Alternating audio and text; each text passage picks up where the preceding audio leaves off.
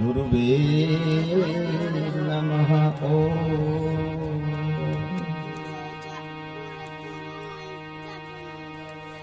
ग्राम सदवा, तहसील हटा, जिला दमोह, मध्य प्रदेश में श्री राम पटेल के यहाँ जो श्रीमद् भागवत महापुराण सप्ताह ज्ञान यज्ञ चल रहा है, उसमें आप सभी आज दूसरे दिवस की कथा श्रवण करने के लिए उपस्थित हुए। गद्दी से सभी श्रोता बंधुओं को यथा योग शुभाशीर्वाद। आप लोग बड़भागी हैं, आत्मानुरागी हैं, भगवान श्री कृष्ण के चरणारविंद के अनुरागी हैं, तब तो कथा सुनने के लिए उपस्थित हैं। दूसरे दिवस की कथा में आप लोग प्रवेश करें, इसलिए मैं केवल 3 मिनट का ये गीत, जिसमें 7 प्रकार के विचार हैं, इन विचारों को बिल्कुल हृदय में रखिएगा, क्योंकि श्रीमद् भागवत महापुराण ज्ञान यज्ञ है, लोलुप ग्रंथ नहीं है, सत्य ग्रंथ है। व्यास जी सत्य बात कहने में और सत्य बात बोलने में कभी नहीं चूके नहीं है, सच्चाई नहीं है। उन्होंने मानव जीवन के हित के लिए सत्य ही बोला है। उन 5 श्लोकों को 7 लाइनों में लिख करके एक गीत के माध्यम से चलिए हम और आप चर्चा करेंगे।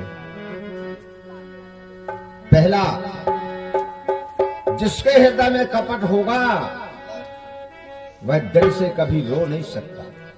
गारंटी,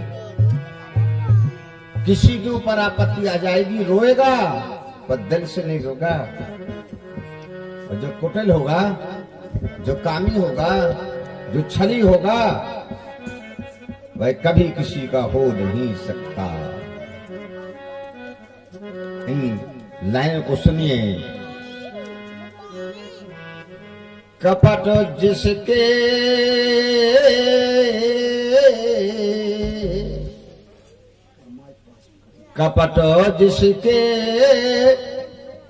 हृदय में है,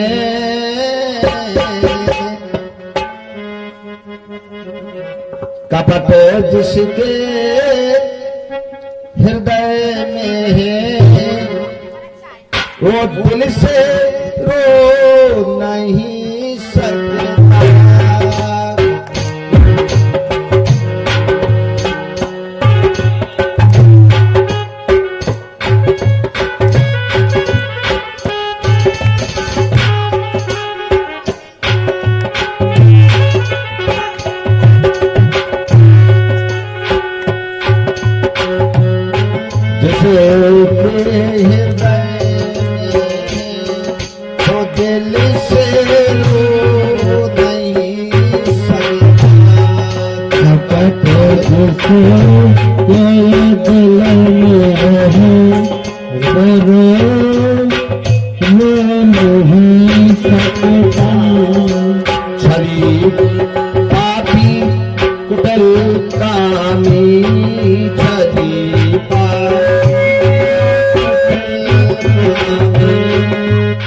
किसी का हो नहीं सकता।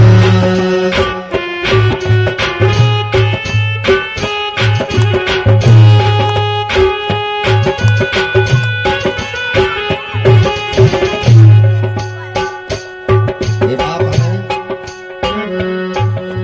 अपने हृदय में कारण नहीं है। और सोचिए, 2 प्रकार के व्यक्ति होते हैं। एक हुआ मर्यादा जानी हो तो चली जाए, कोई फिक्र नहीं, और एक उस भाव का व्यक्ति हो जाता है कि मर जाए मिट जाए पर हमारी आन न जाए। आन जिसको प्यारी है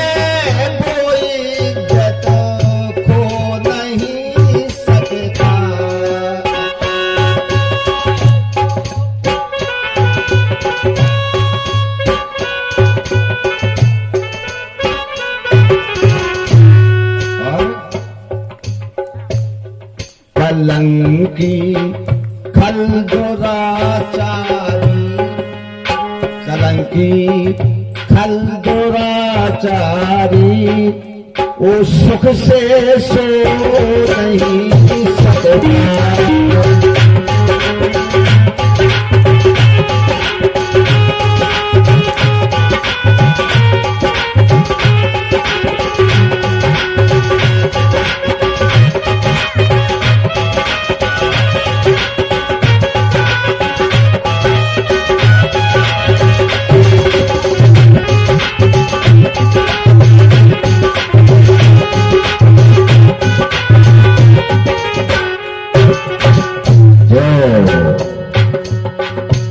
जो कलंकी होगा,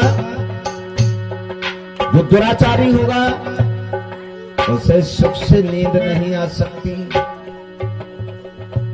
उसे लगा रहेगा कोई धोखा न कर दे।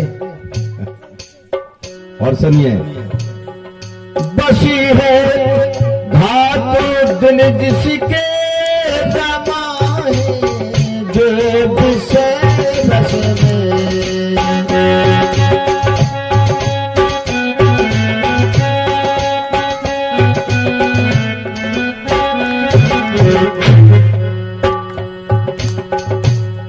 बसी है घाट दिल जिसके रमाए, जो विषय रस में।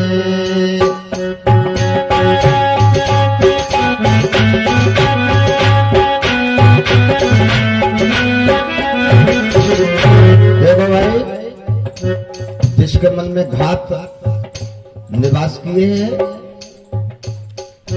बेसरस जिसके मन में रमा है, उसे लाख मौका मिले वो पाप को धो नहीं सकता। एक गुरु ने चेला से कहा, गंगा नहाना तेरे भाग में लिखा नहीं है। उसने दौड़ लगाई, गंगा किनारे पहुंचा, बोला मैं चाहूं तो 100 बार नहा लूं, लेकिन मुझे खुद नहीं नहाना।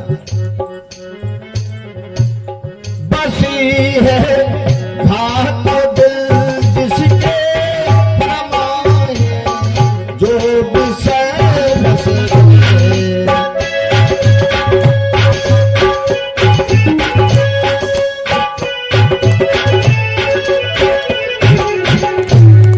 लाख मौका मिले लेकिन, लाख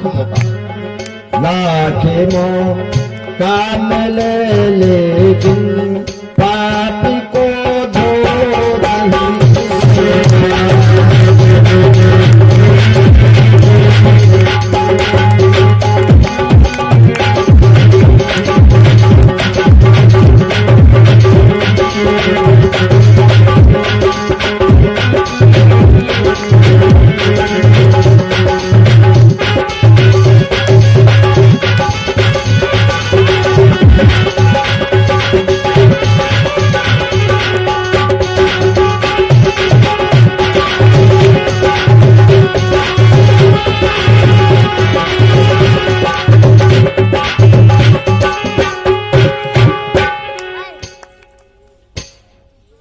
ये उद्देश्य श्रीमद् भागवत महापुराण के गीत के माध्यम से आपने सुने।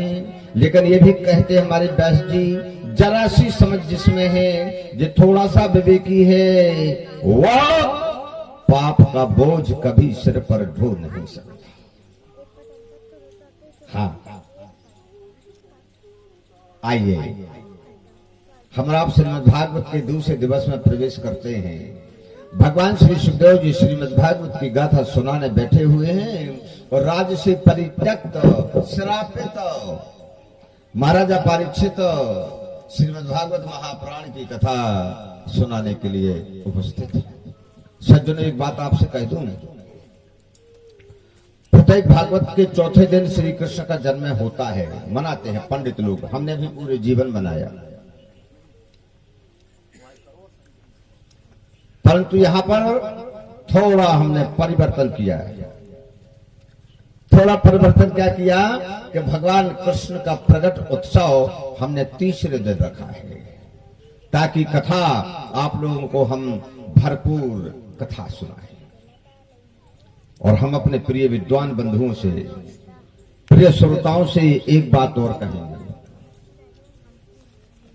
कि 14 वर्ष की उम्र से कथा कहते कहते संपूर्ण भारत में, चाहे वो उत्तर प्रदेश हो, महाराष्ट्र हो, चाहे वो उड़ीसा हो, चाहे तेलंगाना हो, चाहे कर्नाटक हो, चाहे दिल्ली हो, चाहे हरियाणा हो, और प्यारे परमात्मा की कृपा से 700 से ज्यादा गद्दी हो चुके हैं। आज हम अपने बीच में उन कथाओं का रस निकाल कर सुनाने की कोशिश कर रहे हैं।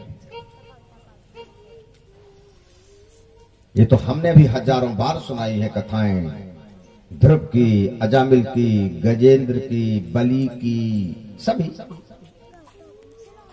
इन्हीं कथाओं के अंतर्गत में जो रस है, जो छिपा हुआ है, आज हम आपके बीच में वो चर्चाएं करेंगे। यदि आप लोगों को कहीं कोई संदेह हो या मन में कभी शंका आए तो वो निसंकोच मुझसे कहिए। आपका अधिकार है, आप लोग कहने में समर्थ हैं, बराबर मुझसे कहिए। लेकिन ऐसा न करिए कि यहां से जाने के बाद अपने घर में गली चौराहों पर बैठ करके कहेंगे ज्ञानी महाराज जी कथा बोल गलती बोल के चले गए। ये बात ठीक नहीं मानी जाएगी। मैं विद्वान नहीं हूं, लेकिन आपसे परामर्श की बात कर रहा हूं। महाराज परीक्षक को आज संदेह होता है। महाराज परीक्षक भगवान सुखदेव जी से प्रार्थना करके कहते, प्यारे प्रभु, कल आपने बताया था कि राजन तुम्हारा दोष नहीं था, समीक के गले में जो तुमने मरा हुआ नांग डाला, ये तुम्हारे पूर्व जन्म का फल था। ठीक है ना, पूर्व जन्म का फल था। तुम्हारे भाग्य में तो ऐसा लिखा ही था, तुम्हें तो ऐसा करना ही था। क्यों, जब तुम्हारा जन्म हुआ था ना, तब विद्वानों ने कुंडली बनाकर बोल दिया था, यह बालक राजा बनेगा और समीक नाम के महात्मा के गले में मरा हुआ नाग डालेगा और उनके पुत्र श्रृंगी के श्राप के कारण भागवत सुनेगा। जो भागवत संपूर्ण पृथ्वी के अंतर्गत, जब तक पृथ्वी पर गंगा यमुना की धारा रहेगी, तब तक लोग श्रीमद् भागवत महापुराण का सहारा लेंगे। आज हम और आप वही सहारा ले रहे हैं। आज हम और आप विराजित बैठे वही सहारा ले रहे हैं। तो पूर्व जन्म की बात चल रही है।